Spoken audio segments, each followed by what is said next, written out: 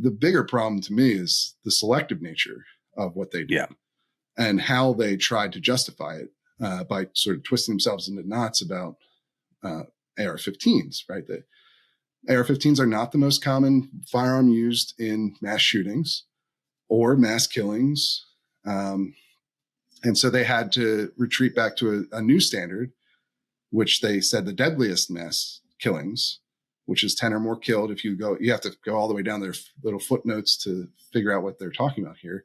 And then in 10 of the 18 that they identified, an AR-15 was used. Although they also don't abide by that standard either, because they include pictures from mass shootings that don't meet that standard, but involved an AR-15. There were at least 2 different shootings in there. I think it was the Coventry School, and there was the Louisiana bank shooting. And so they create this, they whittle this down and create kind of a logic pretzel as to why we should only publish ones that involve the AR-15s.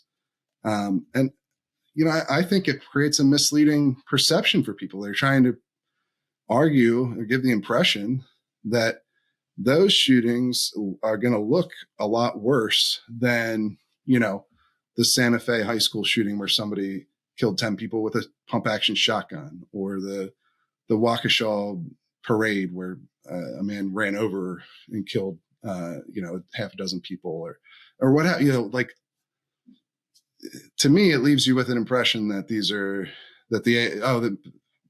it's sort of it's lie by omission, leaving out the equally gruesome images from these other kinds of killings. Oh, absolutely. And again, I think that's by design. I don't want to give the Washington Post too much credit for trying to be good journalists here, because I really don't think that they were.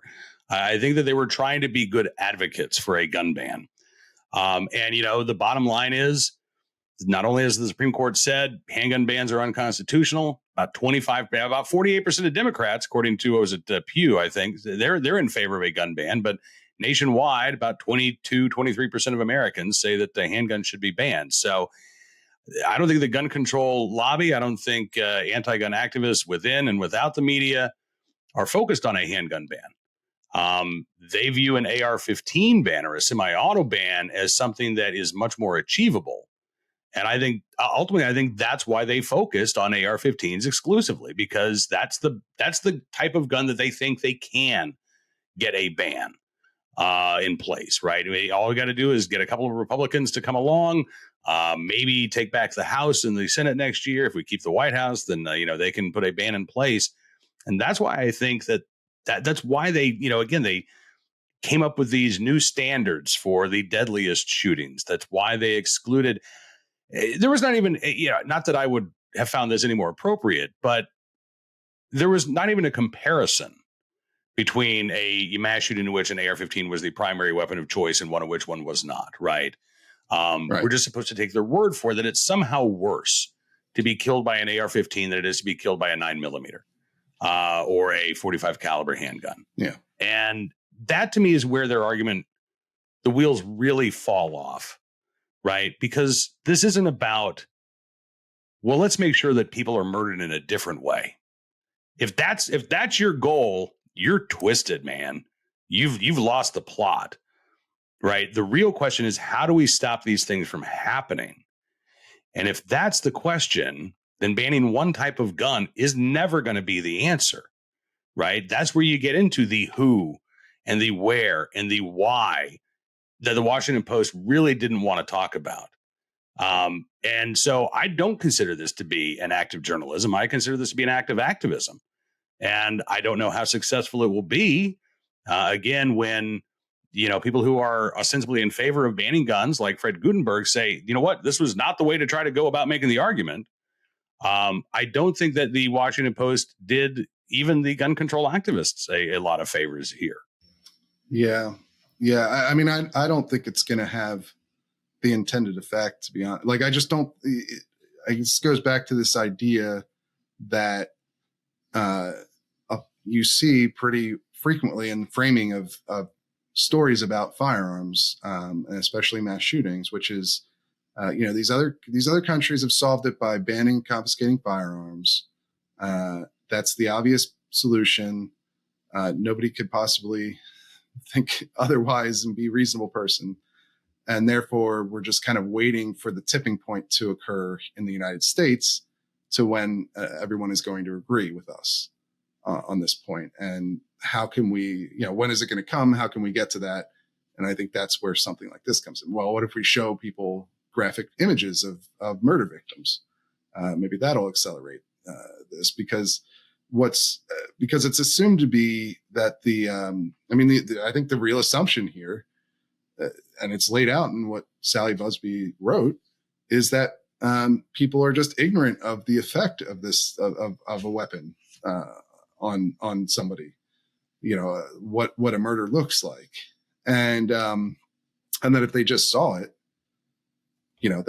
then they would change their minds and agree with. I mean, you see this a lot in the reaction to the story from people who agree with the publication of these pictures. That's basically exactly what they've all been saying on social media, and in quotes in the Washington Post itself, which did sort of the classic big paper thing of like, we published something very that got a lot of attention, and we're going to write a reaction piece, cover the reaction to our piece kind of situation. And in there you can see the exact logic being laid out of like, maybe now everyone will agree with us. And I just don't think that's what actually keeps people from agreeing with them. That I don't think there's anyone out there who looks at what happened at Uvalde or Sandy Hook or any of these mass killings and thinks, oh, it's not so bad, right? Like, that's just not the reaction that any pro-gun person has. It's just a total misunderstanding of the values here. I mean, it's a completely different reason that people oppose these policies, and they're a myriad. And so, I mean, I don't see an impact, and I imagine you don't think it's going to actually fundamentally change the debate, do you? No, I think that people who are in support of a gun ban, some of them are going to be, more supportive, and maybe they'll get off the couch and maybe they'll become, active advocates for a gun ban. But I don't see this changing people's minds. And, this wasn't something that came up in yesterday's conversation with Ryan Petty, but he and I have talked about this before. Ryan's daughter, Elena, their favorite activity together was going to the gun range. And, Elena shot AR-15s. Ryan, after his daughter died, wrestled with this and actually kind of, thought out, okay, well, what about a gun ban? What about a magazine ban? What about waiting periods? Would any of these things have actually worked to have stopped this? And he came to the conclusion that no, they wouldn't have. So to me, when it does such a disservice, like, this is one of the reasons why, if this would have been a true piece of journalism, they should have reached out to Ryan and they should have maybe asked him, so why didn't your mind change? Right. Why didn't the murder of your daughter cause you to say, well, let's go and ban these guns? Because clearly not everybody agrees that is the answer. But rather than try to, delve into that, they just said, no, this is the answer. You've got to ban these guns. That's the only way to stop these things from happening. And,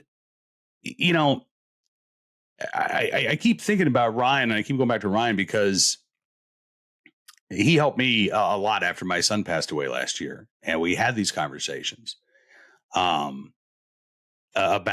again, what could you have done differently? What could society have done differently? My son wasn't murdered. He died of alcoholism. And there was a part of me yesterday when I, saw the Post headline, not that I believe this, but,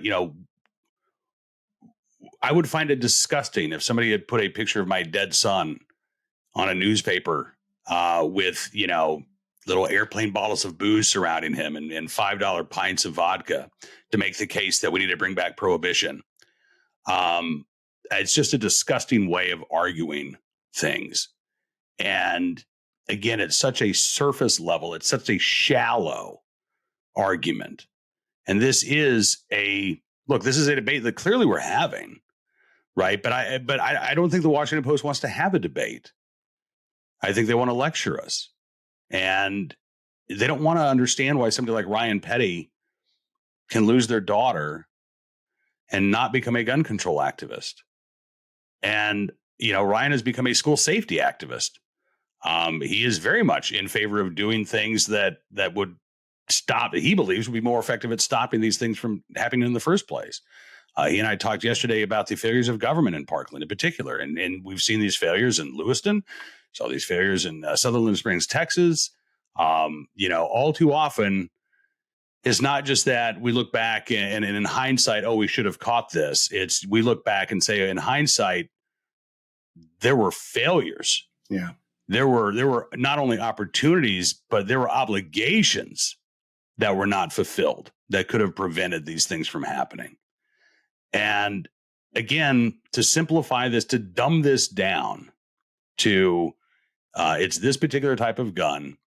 And if you don't agree, there must be something wrong with you, which I think ultimately is the gist of the Washington Post story, right? If you can look at these pictures and still don't think that we should ban AR-15s, what the hell's wrong with you? Why do you care more about your rights than dead kids? Why do you care more about your guns than public safety? And that misses the entire point that half the country has, right? That it's not that we're uncaring. How dare somebody suggest that Ryan Petty doesn't love his daughter or that he loves his guns more than he loves his child? How dare someone do that? And Poe Murray from Newtown Action Alliance said exactly that last October. So that is clearly, an attitude that is present among the anti-gun groups.